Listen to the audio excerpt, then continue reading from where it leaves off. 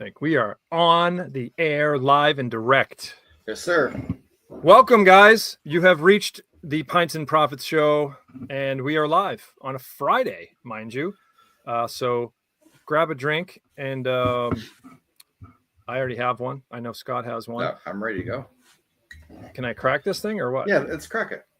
All Guys, we are doing the same two nights. Look at that.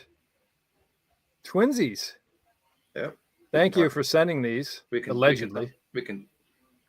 They mysteriously show up at your front door.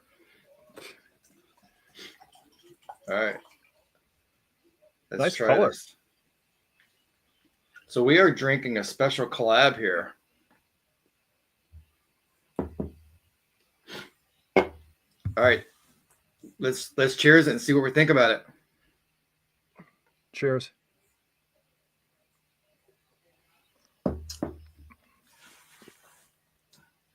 Hell yeah. I like it. That's tasty. That's really tasty.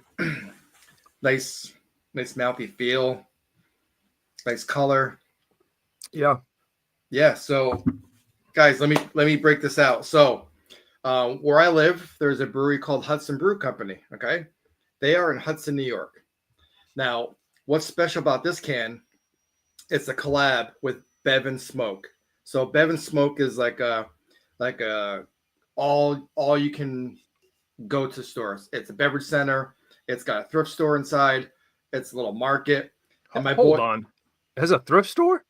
He has a little thrift section, yeah. Which okay. That guy, right. Jazz. Yep. So shout out Jazz. So he did a collab with Hudson Brew. So cool. First volume. It's dope. So I want to come on here and send Dennis one. So this is an Amarillo, Mosaic, and a Simcoe blend. I think it's at about it's a 6%. 6.0. Yep. Nice and fresh. So yeah, really cool. Props to you guys. You guys did an amazing job. Yeah, I love it. So can you still get it there, or is it gone? I can still get it, but it's only limited to a certain amount of cases, and then it's gone. Yep. And then he's on to edition number 2. I dig it. I like the can art a lot. Yep. And stay tuned, because down the pike there may be something brewing with Pints and Profits. Yeah, that's a dope can. So stay tuned, fellas. But yeah, shout out to my boy Jazz. Love it. So how you been? We've had a few weeks off. Yeah. I don't even know. Honestly, I don't even know where to begin. We're doing an impromptu live on a Friday because we had to get on. Had to get on. My sales have been like this, and then recently like this, like everybody else that I'm talking to. I don't know if that's summer slowdown already, or I have no idea. Idea. Yeah, I think some of it has to do with summer slowdown. I mean, it's a thing. You know, contrary to what we hear, it's a thing. So what I say to that whole thing with all the negative is illegitimus non tatum carborundum. Put your head down and work. No. Illegitimus non tatum carborundum. Don't let the bastards wear you down. There you go. I absolutely love that. Yeah. I love it. So that you can apply that quote to anything. Mm-hmm. Especially the reselling. It is a tongue twister, but definitely this was 50 cents at a thrift store. Yeah, you can't go wrong. It's perfect. Yeah, you can't. Don't let the bastards wear you down. I absolutely love it. We have a great show for you guys. We're going to talk about some reselling. We're going to talk about some hypotheticals. We're going to talk about some eBay, not glitches, but some like eBay sort of like what do you do when you go away type of stuff. I have to show you a couple of my sales from the last couple of weeks. We didn't get a chance to talk about those, so there's some bolos in there as well. But I want to start off, and I want to ask you a question because this popped in my head the last couple of weeks. What is your, for me, yard sale, for you, probably thrift store, but if you guys do estate sales, plug that in, okay? So what is your yard sale, estate sale, thrift store nightmare. I mean, I'm talking like hell. Like you're having a nightmare and you're at a thrift store. What is that?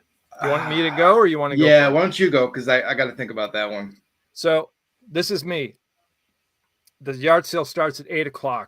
Okay. I'm just thinking like this could really happen, but this is my nightmare. Starts at 8:00. I get up early, but for some reason I'm running late. So now I'm pissed. Okay. So now I'm running late. Once I get to the yard sale, there's already like 15 cars there. And I'm like, oh. So you got to go anyway, right? So you get there, you pass 3 or 4 tables, and there's the classic clear glass, kids stuff, baby stuff, paperback mass-produced Oprah Winfrey books. Okay. A big giant bucket of Chinese-made Christmas stuff. But then in the garage, everyone is leaving, and they have 80s toys, vinyl, Walkmans, brand new, video games like by the stack. That is my nightmare. That is my absolute nightmare. I hope that never happens. Well, that was my next question. Has that ever happened to you? And it hasn't. Parts of it, but not all of that at the same time. Oh yeah, that would. I mean, it could always be worse, but that's very realistic. It could happen. That could happen if you're late. Yeah, 100% that can happen. Yeah. So parts of that have happened in the past. I've been late. I've been there just late enough where someone's walking out with stuff that I would have bought, or I get all the way over there and there's absolutely nothing for me to buy. I should add one more thing. The person there doesn't haggle, and there's eBay prices. There's eBay prices on everything. That's when you just turn around. That's it. Yeah. Yeah. Don't get mad. Turn around and go to the next one. Yeah. So I used to go to this one mom and pop thrift shop. It was open Tuesdays and Saturdays, 9 to 12, and it was great because their prices were great. It's run by a church. Everything's donated. Like things were really good there. And of course, you know what happens, right? We went in there one day. You walk in, and now everything has eBay stickers. Oh no! In a thrift shop, everything.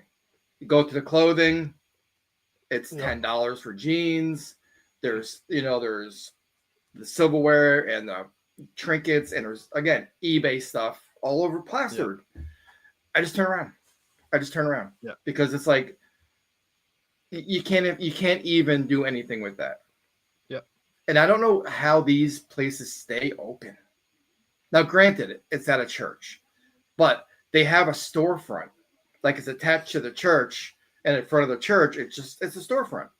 Yeah, they have to pay some kind of rent or something. I don't know, but there's no way. There's no one's buying stuff there. Maybe it's the people that are buying stuff to keep and not flip. Maybe. But if you're saying that these prices are already almost retail anyway, I mean, even that for like obviously I go to the clothing, but I'm going to look around the store, and as soon as you walk in, big eBay logo, price, it's all attached. Oh wow! I hit the clothing, the shoes, the bags, and it's just it's ridiculous. So that's one thing. And here's one of my biggest anxiety-ridden days for me. So I source on Sundays mostly, right? And it's Dollar Day. Yeah, I can't beat Dollar Day because I can get a lot of my stuff for $1. My anxiety starts when I pull into the parking lot of this place, and there's already 20 people waiting in line. Yep. And I'm already there. And I'm like, and the problem is you have to get in there and get a cart. If you don't get a cart, you're screwed, right? You're done. Yeah. So of course I get there like 20 minutes before they open.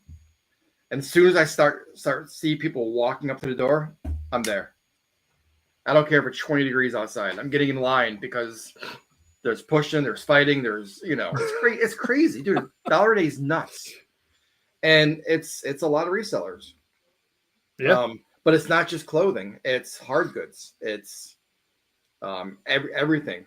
Is it older stock that they're getting rid of, or so it's whatever that color of that day is or color of that week on that Sunday, everything's $1. Just blow And it out. I would 70% of the store is that color, which is good on their part. Props to them for moving their product. Yeah. It's just a nightmare. And I'm just, I want to drink at 10 o'clock in the morning. It's so weird because as soon as you see those eBay prices on stuff for sale, you're just like, oh no, they're looking everything up and they're not even doing it right. They're probably looking up, what people they're are looking at the listing or the asking price. They're not looking at the solds because then no one knows what the solds are. Sure. Well, sure, on eBay, this little Matchbox cars, I'm asking $300 for it. Right. Well, you can keep asking. It's going to sit there until you guys close. Yeah. Yeah. So yeah, two of those major anxiety and crazy prices. The only one example I can give you that I get something of value when they put those eBay prices out on is sometimes I learn about bolos that I didn't know about. Right. It's the only thing I can think of of some value. And then you can at least take that knowledge. You can take that knowledge to your next place. Because I'm sure as hell I'm not buying it there. Right. I mean, I'm not going to buy it eBay price to sell it back on eBay, but now I know, oh, wow, I never knew those went for so much. And then I'll pull up my phone like, wow, they're right.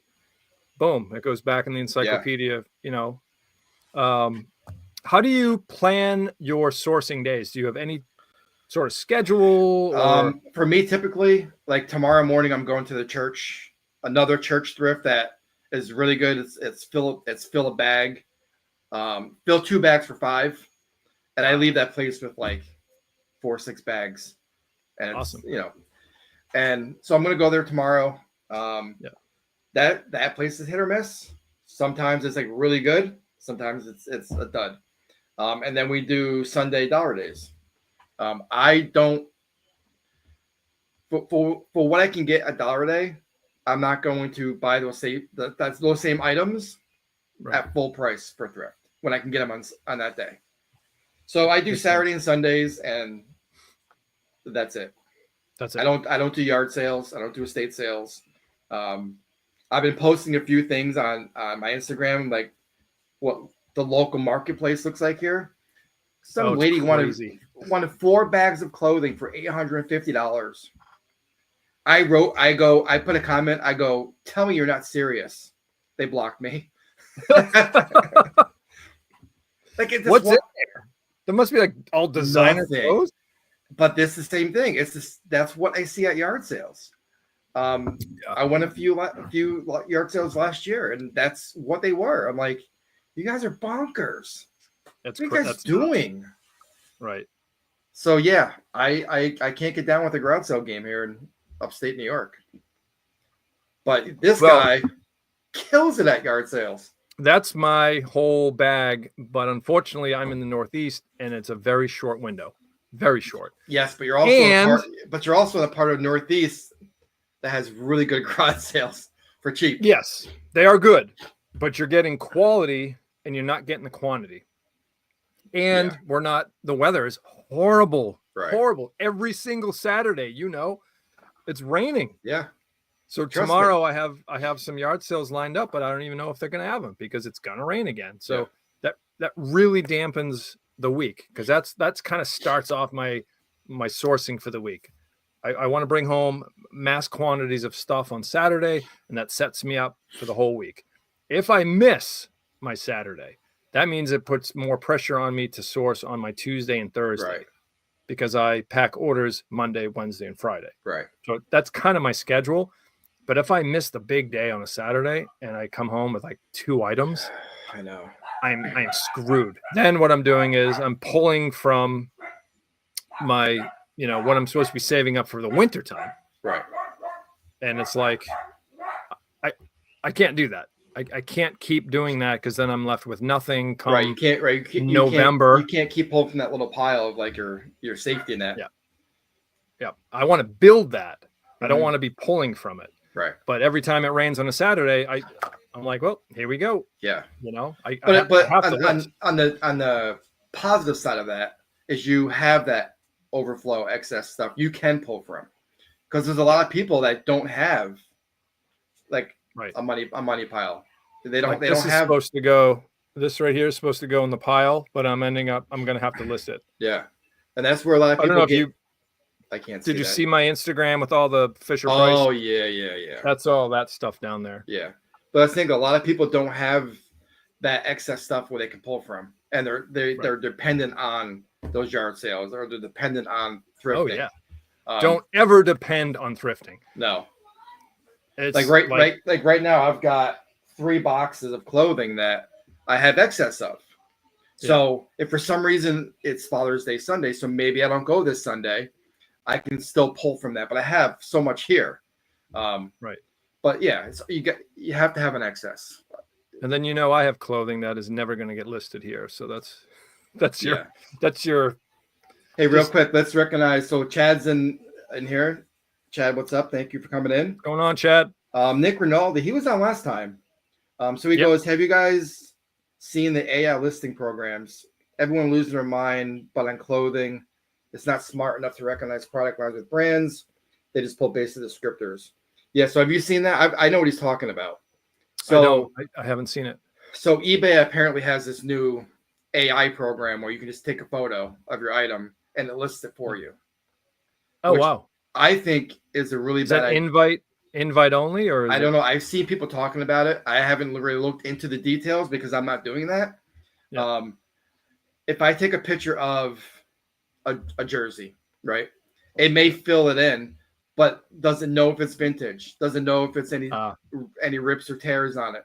Doesn't know the fabric. Doesn't know the size. Mm-hmm. Like I get what they're doing. I'm not going to do it personally. I like to be more hands-on and kind of like. I just think that it kind of gives it room to like, tech and sports. I know. I'm not going to comment on that. So tech and sports and James, which is my boring reseller life. They released their own programs. Wow. Let me just say that the one tech and sports is doing, he's a good dude. Like he knows his shit, but he's charging $50 for 100 listings. For 100 listings. Ooh. You can go broke. It's a great tool. I get what he's doing. I'm not knocking it. I'm not trusting AI to do my listings. No. So, I don't even trust AI to do my description. No, I don't trust AI to put to any right. How many times have you hit the AI description and it comes up and it has this beautiful product? You're like, that is not what I'm selling. Right. No way did I even say that. This is like, I don't know. It's just, it's too early. I can't trust AI, and I'm sure I'm not going to pay for an AI program when I have these 2 fingers that can do it for free. Yeah. But I do the AI description, but I have to read it. Because it gives you some crazy ass like descriptions. Like, that's not what I have here. Right. and it's pulling it from your title and whatever item specifics you have or don't have. Or just like when people use AI for like their photos. Oh yeah. Way too much gray space for like an INAD. Yep. I agree. What's he saying? Even his tool, for example, if you have EB66 Peter Millar pants, EB66 sells the pants. The AI will recognize them as Peter Millar pants with generic keywords. Right. So AI is not perfect. And it's no different than ChatGPT. ChatGPT is not perfect. It's kind of dope and it has some cool stuff on there, but I just can't trust an artificial software. Not yet. Not until it takes over the world, and then we won't really have a choice. I mean, I like to get an AI like beer machine. That'd be awesome. Right? That would be awesome. And just have it pour me beer all day. Yeah. All right. What's coming? Yeah. What else we got? So I was recently down in Virginia. And I noticed it's kind of cool. Like there's some like regional stuff that you're going to find more in a certain area. I know that the Northeast is packed with antiques, but like I'll go down to visit my in-laws in Florida and you're not finding a ton of antiques generally. Right. And then I was in Virginia and you're finding all like cool, like vintage University of Virginia stuff. And like, I'm not finding that obviously up in Massachusetts. Right. So, do you think there is a benefit living in a certain geographical area of the United States, like where do you think the best place to live is for sourcing and for reselling? Well, and that's gonna we're both gonna have different answers based on what you Yep. sell. So for me, for Absolutely. clothing, it's crazy. So like the Pacific Northwest has all the Patagonia and all the outdoor hiking gear. Like that's huge up there. You go to Florida, you're not going to get the Patagonia North Face as much as you would in the Northwest because it's warm, it's cool. Up here in New York, I can go to a thrift store and LL Bean is like flooded, where someone in California or Texas can't get LL Bean. So they'll source that all day. For me, I don't really pick up LL Bean because it's just, for me, it's flooded. Like I can't get behind a flooded market like that, where I see Patagonia here. It's not, you don't get a lot of it. People in Seattle see it nonstop and like garbage because they know what's good. Where like for me, like for the LL Bean, garbage. I'll pick through a couple good ones. So it's definitely regional. Yeah, like I like to do almost like hyper local stuff. So I introduced you to Fagawi. Fagawi, yeah. Which is it's a race. It's a regatta that takes place in Nantucket. And that stuff flies on eBay because it's very hyper local. Like that's it. Same as well, it used to be the Black Dog. The Black Dog is a brand from Martha's Vineyard, right? Now, you had to go there. Now they have an online store, so it's like, whatever. I know. So that type of stuff. What else? The Vineyard Vines. Again, say that used to be like a coastal thing. Now it's flooded everywhere. So yeah, I could see that. So I guess, it's I just pick up what sells for me, and some brands are hard to find, and like I said, some of the harder brands for me and you to find, people in like Oklahoma, Nebraska may have those like nonstop, right? And it's just like it's definitely regional for sure. It's also regional, like being up here, my sourcing calendar is shortened because we have winter. Mm-hmm. We have snow and cold and no yard sales, and the thrift stores, dude, they dry up. Yeah, because no one is doing cleaning in December, in January, and it's true, because think of the times I've come to the Cape like in January and I hit up a thrift store and it's like, wow, there's nothing here, empty. And I go back in May when everyone's coming in for their summer homes and it's flooded. Yeah, it's different where you live because you're on a vacation island, resorty type place. For me, my thrift stores, I think it's constant, same stuff over and over. I can go in May or I can go in December and I'm finding the same stuff.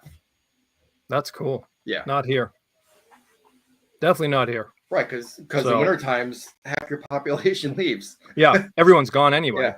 The other thing is like my friends in like Florida, Arizona, Cali, like you guys can yard sale. Sometimes they got like Thursday yard sales, Thursday, Friday, Saturday, Sunday. Like I would have so much inventory. But is the competition higher? You know what I mean? Could be. Right. What's the trade-off? Yeah, you have yard sales year round, but is it quality items? And is the competition so much where you're just like, you can go to 30 yard sales today, but everybody going there is a reseller. Right. So there's trade-offs. There's definitely trade-offs. I don't know. I don't know where I would rather go. I don't know. I've been sourcing in Florida before, Virginia, wherever I end up, I'll actually go and find a thrift store just to see what they have. So there was a couple of years ago, we were down in North Carolina and we hit up a bunch of thrift stores and just to see what like they offer. Like North Carolina was like all the fishing and hunting, like the Sims and Columbia outdoorsy stuff. Yeah, outdoorsy stuff, right. Yeah. So yeah, it's pretty cool. Do you have estate sales year Yep. round? We do here. I just don't go to them. I do, Yeah. but they really quiet down a lot. Everyone leaves. It's a resort town, you know. Everyone just leaves, and then the ones that they have are just awful. They're just awful. You know, So expensive. Every time I think to myself, let me go check out like this estate sale. What am I missing? And I'm like, I know why I don't come Okay. here. Yep. Now I'm not going. Now I know why, and I do it every single year. I'll probably hit a garage sale this summer and be like, this is why I don't waste my Saturdays. Yeah. But Chad kills it at garage sales. He does. He finds awesome stuff, and they have a ton of them too. It just goes back. This Saturday we got like 45 yards. Yeah, it just goes back. It just goes back to where you live. Regional. Yeah, it's regional. Up here in upstate New York, they're all uptight. They want top dollar for everything. Mm-hmm. And they're trying to make money. They're not trying to they give someone a deal. No, because you may resell it, and you're the bad guy. Hey, let me bring up some of the stuff I sold over the past. These are bolos for you guys if you want to look at them. Over the past couple of weeks, I mention the Transformers? I think if you watched me on you killed them with the Transformers on Instagrams. Holy cow! Let me tell this story real quick. I know Scott's already heard it. This is one of those nightmare yard sales, and I'm walking up, and clear glass, Christmas stuff over here on this table, a whole bunch of just junky junk over here, some mass-produced Chinese-made crappy plastic toy, nothing. And then my wife's in the garage, and she's like, oh, they got a couple of shelves in here, too, of stuff. I'm like, all right. I was ready to turn around and just leave. On the bottom of this shelf was a box about yay big, and it literally just said Transformers, $5. And I looked down, I'm like, oh, my God, these are generation 1. These are like 81, 82, 83, 84. Like the stuff that I had as a kid. Yeah. I grabbed that box so fast. like you're stealing the box. And just ran to the lady. And I said, yeah, I want to buy them all. You know, thinking they're like $5 a piece. And she goes, all right, all of them? All right, it's $5. You've got to be kidding. You couldn't pull that $5 out of your pocket fast enough. I pulled out that money so fast, and dude, I gave it to him. I just started running to the car, like just running. So before they realized what you had. Anyway, you geeks out there, here's Megatron, the original from '83, sold for $242 plus shipping. That went international, I believe. Oh, nice. Here is Whirl. He was missing one little piece, but he had the box and everything. 170 plus shipping on him. Rumble was the Soundwave. So it was like that little boom box. Yeah. With the cassette tapes. Yeah. So I had 2 cassette tapes and him plus like all the the paperwork and the manuals. That sold for $202 plus shipping. Here's that Bachman book. If you got this, is a huge bolo. This is Stephen King when he was under his pseudonym Richard Bachman, and he wrote this book called The Bachman, with there's 4 stories in there. 1985. This is a first edition hardcover. This was from my own personal collection. I had no idea it was worth over $200. Jeez. I could not rip that out of my collection and put it on eBay fast enough. Yeah, so that is a huge bolo. It's because there's a story in there that Stephen King doesn't. He wishes he could take it back, and he doesn't want it printed anymore. So that's it for that one. Here's an old Rupert's beer sign that I had sold for $125. This thing here this is a Canon Power Shot. As Chad has taught me, the model number, the higher the number on that, probably the more expensive it is because it has more options, right? So this is a 1300, an SD 1300. This thing was opened. Someone probably looked at it and just closed the box again. Everything was still in plastic. This was at a thrift store for $10. $10. Sold it for $203 with free shipping, I believe. Yeah, it was free shipping. I don't know why I did that, but so yeah, so that's all the good stuff. The bad stuff is I've had to take on a second job because that's where the sales, that right there is where the sales end. That's it. I did too good. I did way too good. eBay's like, time out. You've made enough money. You're done. Yeah, you hit your quota for 2 weeks. You're cut off. Yep. Yep, you're done. So now I am working at a local brewery here on the Cape, just part-time, just to make things even. Yeah. Because these sales, the last 2 weeks have been absolutely atrocious. Yeah, it's it's hard for me to compare, like I always say, because my sales aren't always way up there because it's just clothing. Either some days it's good, some days it's bad. It's up and down, right? Yeah. But right now it just seems I was going pretty good up until about May 29th. Okay. And then it just went down for 3 days to 0 and then went up a little bit. And that's where it's been coasting. And that's it. That's it. Wow. So for me, is that my summer slowdown? Drops by Memorial Day and just goes up a little bit and it's just coasting. And then just bang. And it's not great coasting, but until when? When does it kind of recover? September, maybe. September, October. Yeah. And then August, that's Christmas. late August, September. It's just clothing as a whole. Clothing is weird. You know what I mean? It really is. It really is. And I've just come to terms with it. And I've had so many people say to me, well, just switch gears. And I don't want to switch gears. Like I'm okay with that's like saying, Scott, just go speak Spanish. It's fine. I Just can't go speak Spanish right now. It's you like can't do it. It's not like that. No, you can't just get rid of all my inventory and then just start fresh and find that stuff. No, because I can't find that stuff. It's a learning curve. Even if I wanted to sell the stuff you're selling, I can't find it.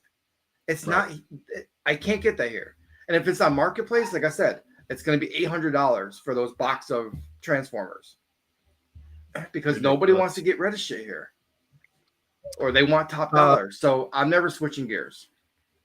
Chad mentioned this a few times. He's got these giant development yard sales every single weekend. Like, come on.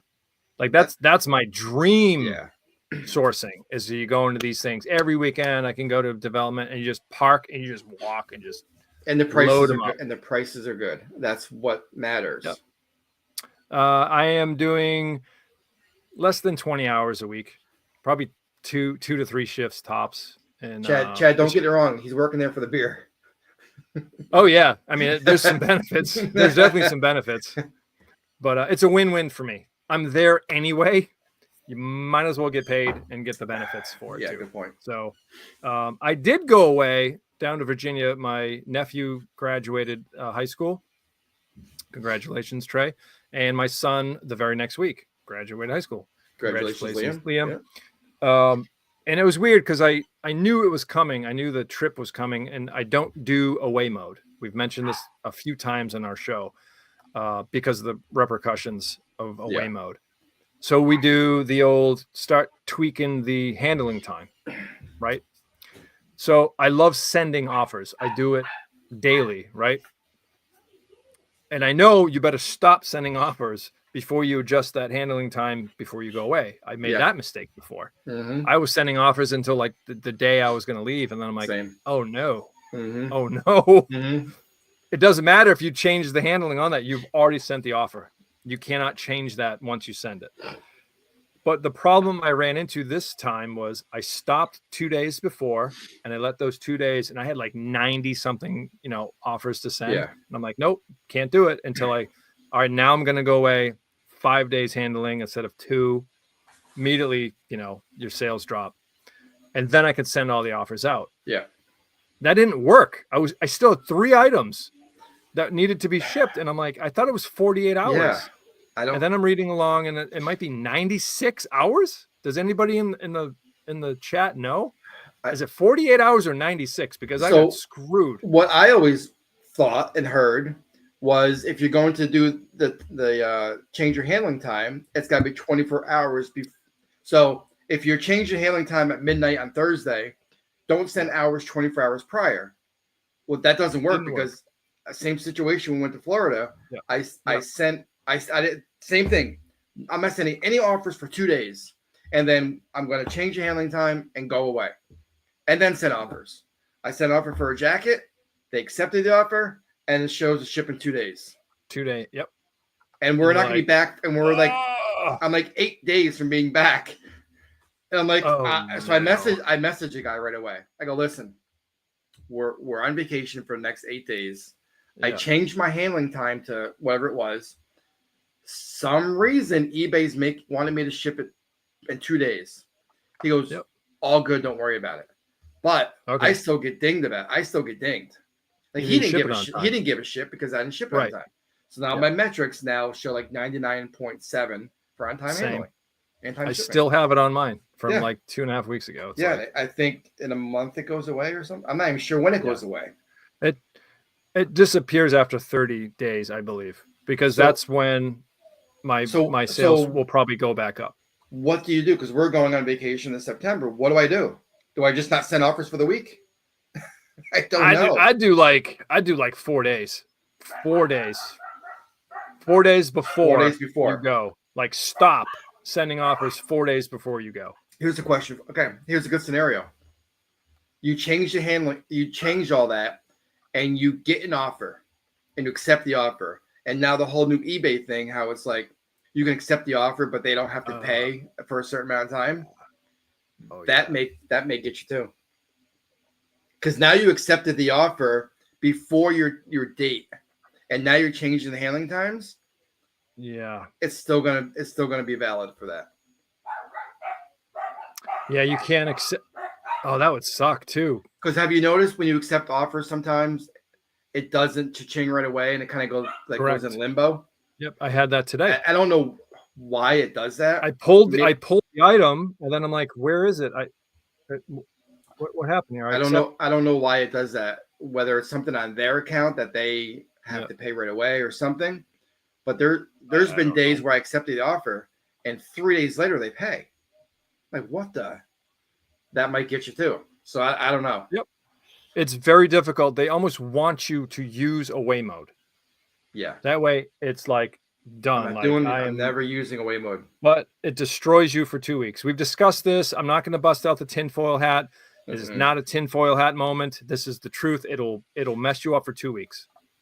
Your sales will be like, yeah, it's good. It's good. I'm going on vacation. Oh yeah, still good. And then just boom. Yeah, eBay penalizes you for going away.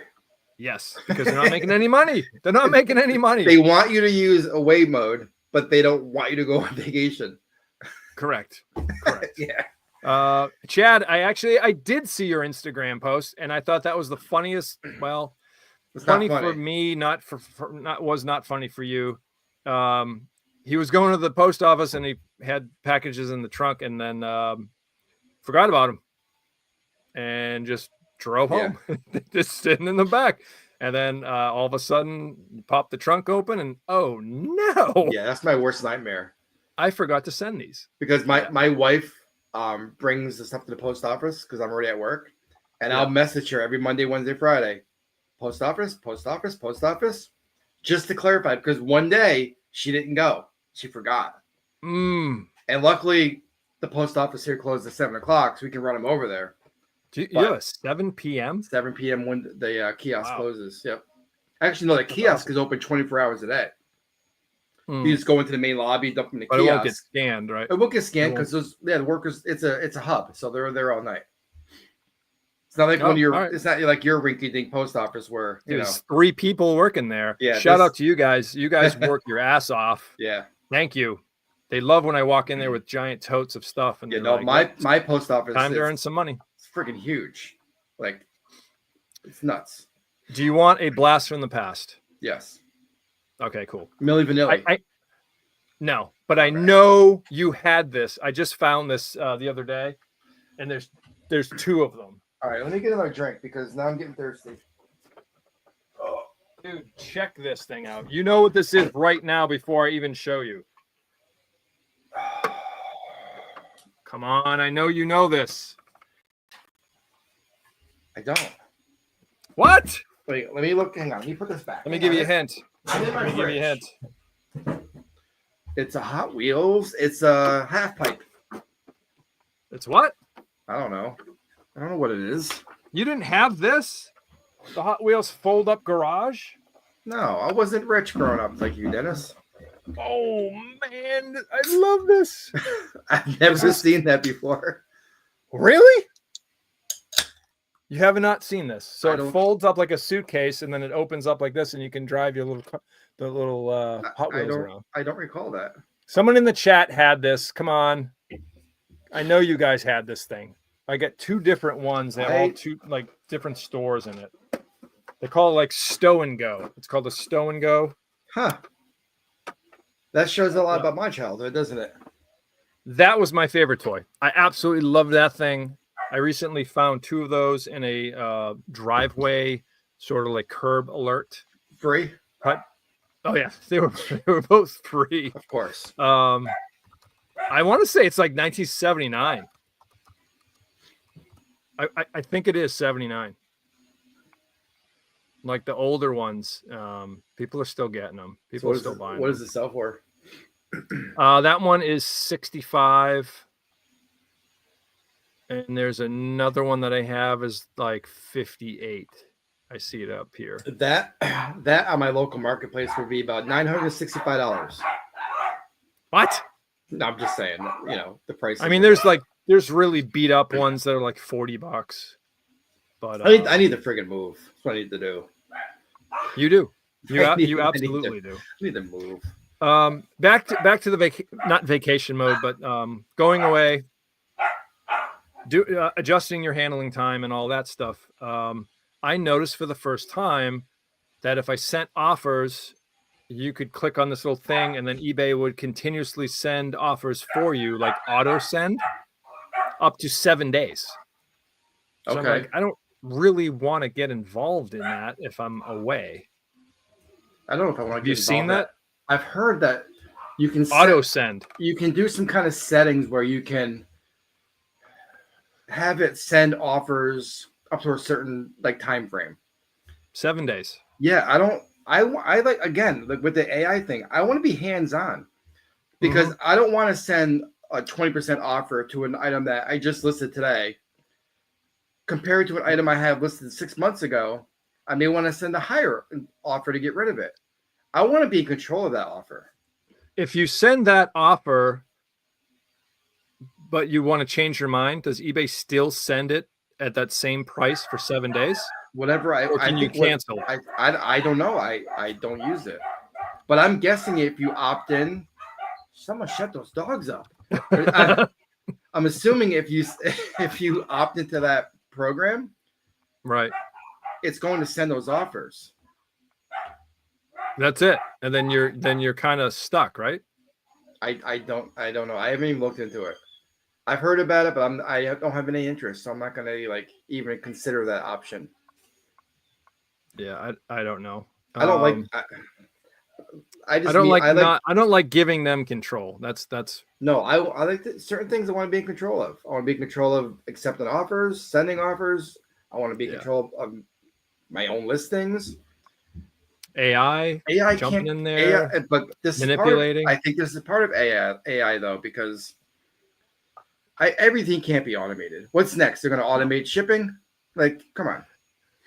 They could take whatever that bank they've been building with all the item specifics, and they would know exactly how much it weighs, right? So you would just go click on a picture and then hit the AI thing. It would populate a title. It could even populate the pictures from like a bank, right? Have the front, the side, and then populate the item specifics, populate the description. You could even have it so just whatever the going price is. And it would just boom, literally a one-click button, and then your item is listed. Do you think it's because we're 50, our generation doesn't? Yeah. Do you think it's like the younger generation loves AI? They love everything automated. They don't want to do anything. They don't want to do anything, right? It's easy. It's easy. Do you think it's going to benefit that generation more than us? Like we're more old school, where we just want to be hands-on, touch everything. We're resistant. We resist it. We don't want it. We don't where you get like a younger casual eBay seller who really doesn't give a shit, right? They just want to sell their shit. It's a hobby. And they'll just use AI. Click. and that's kind of a good point. And I've heard someone talk about that before. Like the sellers who do this full time, obviously I would consider myself a part-time / full-time. Yeah. Because I still work a full-time job and do this at night, but I put enough hours into eBay that it's still a full-time job. Yeah. Compare yourself to like a 23-year-old who still lives home, maybe in college, and just is selling like sneakers or football cards, used clothing, and let them, and they don't care if their account goes negative. Yep. That's where those people I think are going to benefit from that. Right. Because it's easy for them. Take a few photos and be done with it. And they understand technology and AI kind of more than we do. Yeah. Right. I mean, I would. We're in the generation, we're X-Geners, okay? So we're in the generation of don't tell me what to do. That's literally what it is. Don't tell me what to do. Now you're having this artificial intelligence basically telling you what to do or how they're going to do it. That just goes against our grain so much. It's not going to work for us. No. It's not going to work for us. We want to get our hands on that, and it's my baby. Doing it my way. Mine. Yeah, I'm doing it my way. But I don't other care generations. I don't care if you're forced trying to force our hand. I'm doing it my way. Right. And maybe it's down the road, but they're going to embrace it. They are. They're going to embrace it because it's easy, it's technology, and it's what everybody else is doing. Yep. We'll see we'll see. It's definitely that's the direction of it. Of everything. Not just eBay, it's everywhere. It's everywhere. It's everywhere. Yeah. Well, let's what do you guys think out there? Do you like AI involved in the reselling, business? Do you want partial AI in there, or do you just you don't want it at all? Let us know. And I have had this written down on my little note here, my sheet, for probably 3 weeks.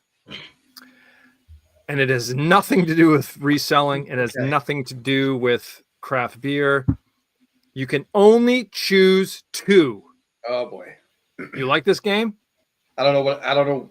I like the game, but I'm not sure what the game. I love the old choose 2 game. Yeah. All right, choose 2. Choose 2 when you were 18 years old. And then choose 2 now your current age. Okay, you understand the rules? I just want to know 2 sides. If they changed at all, that might not have changed. Okay? Choose 2. So choose 2. The first 2 you're going to choose is when you're 18. Okay. We're 18. And then the next 2, if they change at all, are going to be current day. All right? You can only pick 2. Health, money, happiness. 18. You're 18 years old. Pick 2. Health, money, happiness. Well, obviously money was one of them because when you're 18, you just want money. Health and happiness. I was always happy at 18. I didn't care what it was because you're living free. Like you have no worries. So everything was happy. And health, I always you want to work out. So let's go health and money. Health and money. Health and money 18. When you're 18.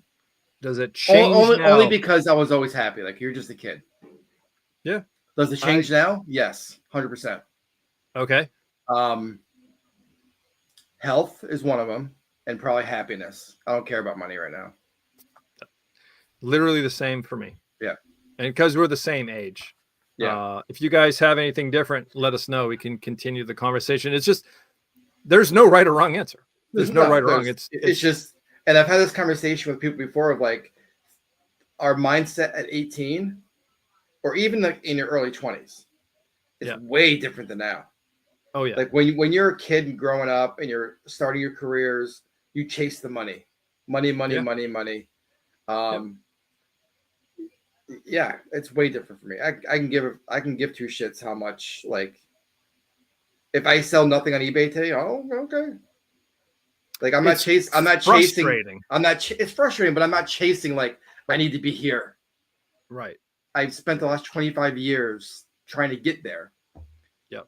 And you know, you posted something on Instagram. What was it about? You lived we've lived longer. We've already lived longer than the time we have left. What was that? Yeah. I forget what it You're was. already at the age where you've lived longer than you what you have left. Yeah. It changes, your perspective changes. 100%. Yeah. When it really does. I just want to live and be happy. Yep. And enjoy family, and that's it. Do we enjoy what we do? Of course. Yeah. This is fun. This is rewarding.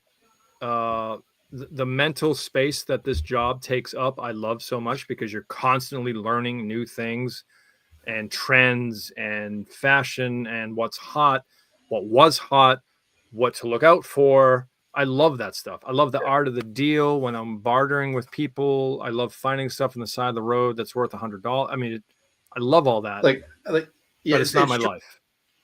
No, it's not my right. It's not my life. But I think you would agree. This is our passion. We enjoy what we do. We love what we do. I work. I have a full-time job. I work. I come home, and I enjoy working on eBay. For me, it's not like, oh, I have to go. Well, there's some days I have to do that, but it's not like, oh, I got to go work on eBay tonight. This is bullshit. I have no problem coming in my office and spending 3, 4, 5 hours a night working on eBay, because my wife is in that room. I got music going. I got the dogs barking. I can just get up and go and sit down. Yeah. I enjoy what I'm doing. And at that point when I don't enjoy it, then I'm done. Get out. Yeah. Move on to something else. Yeah. So I will see you at a local brewery whenever you're down here, and come visit us, please. I'd like to thank our guests here in the chat, Nick and Chad and whoever else is watching. You guys didn't comment, so I don't know who you are. Do you want to give a shout out to your boy there at Bevan Smoke? Yeah, guys, again, big shout out to Hudson Brew Company. Big shout out. And Jazz at Bevan Smoke. I love it. It's a great collab. I know they working on this collab for about a year. Big shout out. I love it. So with that, guys, thanks for watching. Man. Cheers. See you next time.